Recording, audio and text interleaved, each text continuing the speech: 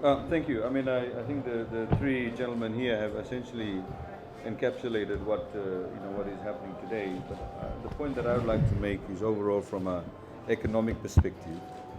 This is quite a momentous occasion without sounding too much of a cliche. The fact of the matter is, in the past few weeks, with the announcement that was made by the Honourable Prime Minister that we will open up our borders for tourism from the 1st of December, a lot of work has gone into it, but what we have also seen is a lot of people getting back to jobs. People have been going back to jobs, whether it's been chefs, whether it's been the gardeners, whether it's been the various waiting staff, whether it's been people at the hotel, people have been at the airport, at Tourism Fiji, at Fiji Airways, flight attendants, people at ATS, the entire hotel industry, the restaurants around Namaka, Matintar, etc. So there's a real buzz of activity.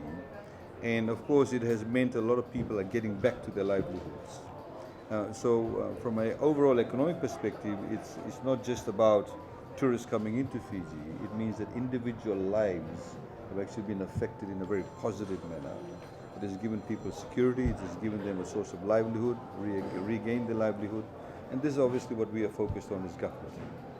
From a government's perspective, we saw the big picture, we had a strategy in place, we had a path that we wanted to follow, and obviously under some decisive leadership provided by our Prime Minister and the entire team, we've been able to achieve where we are today. So I'd like to thank everybody for the fortitude, for the resilience, indeed for the tenacity in bringing us up to this stage today. And I'd also like to urge everybody now that, just a reminder, the rest of the world is also opening up. And we have to ensure that we are in the ball game. Being in the ball game means that we need to continue to be a health, safe place. People feel confident to come to Fiji, knowing that we follow all the various protocols, knowing that we have a very high rate of vaccination. We also need to be price sensitive. Just last night I was seeing various destinations advertising in Australia. I nearly fell off my chair with the kind of rates that they are offering. How many meals they are offering for free in the entire week, not just for children but also adults. So we have to ensure that we are also sensitive to those changes.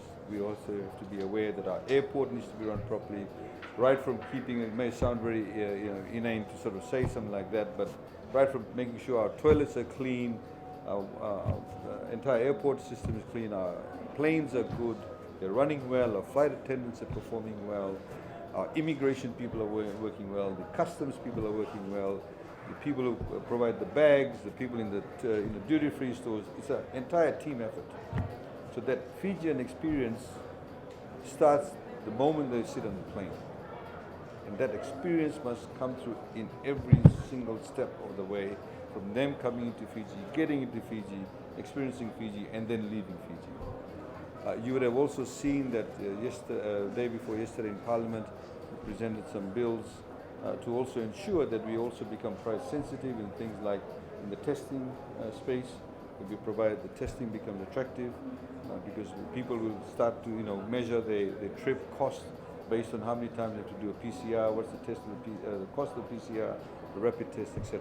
So government is providing a holistic approach to this, and I cannot thank enough everybody who is here at this table, participated.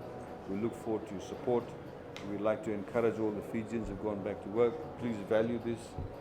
Please ensure that we all work together.